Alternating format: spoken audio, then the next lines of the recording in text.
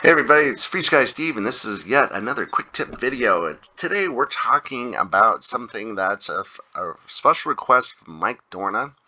I met him at the Goshen Air Show last weekend, and he had this question for me. Actually, I set something up on his transmitter and I explained what it was to him. Now he wants to know how to set it up on other transmitters. So I'm going to share this with him and also with you so that you can get more value out of your transmitter. There's something called a black box, and it shows up quite a bit in the manuals and our sales literature, and most people don't know what it is, don't know how to use it, what it's used for. So let's talk about it for a moment here. The black box can be found if you go into Model. Try it here. Model, go in the RF section, and go down to we have a receiver bound. So if you select it, you see this thing called flight data record, and it has all sorts of interesting information as far as your battery voltage. And the one I like is this thing right here called the 2.4 gigahertz VFR. There's also, if you had 900 megahertz, it would have the 900 megahertz VFR right there. And you get these values that sometimes look scary, and if there's something you're uncertain about, you can save the file, and it creates this file as a text file, and you can go back and look at it. If you hit update, it will clear this all out. So if you're going to take another flight with the same plane, you can clear it out and reset everything back to 0.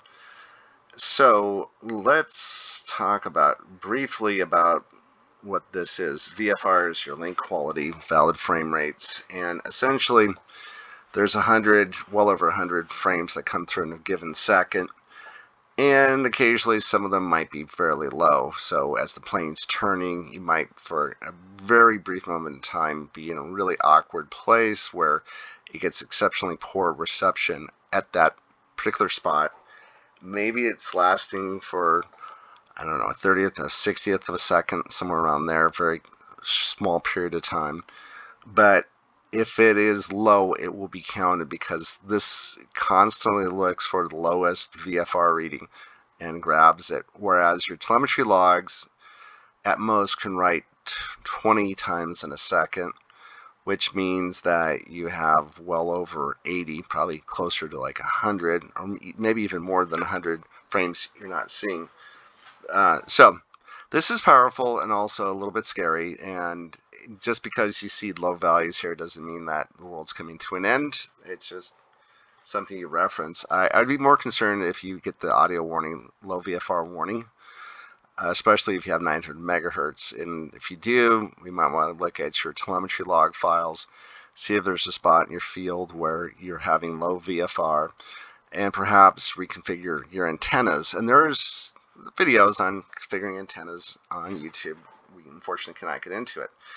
But what we're going to do is we're going to talk about the rest of this, which is these funky little keys. Now this is like, I went from talking about low VFR and everything else, now I'm talking about these keys, and there's a reason I'm talking about this. Just hang in there. You know, when you hit the model key, go into the model menu, display takes you into setting up display, system takes you into the system menu, return gets you out of everything, and this actually toggles between screens, so you can toggle between screens just by pressing the page up, page down. Now, if I go into, let's say,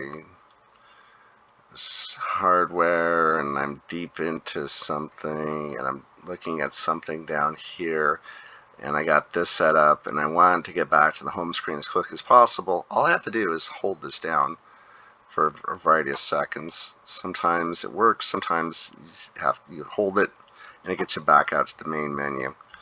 So, the main screen, I should say. So it's especially useful when you're inside the mixer, for example, and you're in edit. You can long press on it and get you right back to the screen like you're ready to fly.